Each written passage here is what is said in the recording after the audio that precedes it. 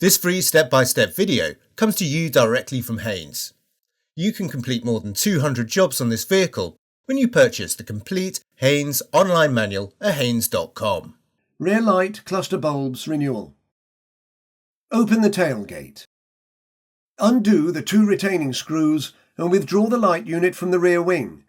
Using a small screwdriver, depress the retaining tab and disconnect the wiring plug from the bulb holder.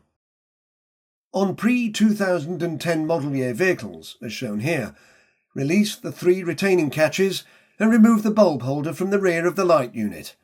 On later vehicles, undo the 4 retaining screws and remove the bulb holder from the light unit. The bulbs are a bayonet fit in the bulb holder and can be removed by pressing in and twisting in an anti-clockwise direction. Fit the new bulb by pressing it in and twisting in a clockwise direction. Clip the bulb holder into the rear of the light unit. Reconnect the wiring plug and reattach the rear light cluster, securing the 2 screws.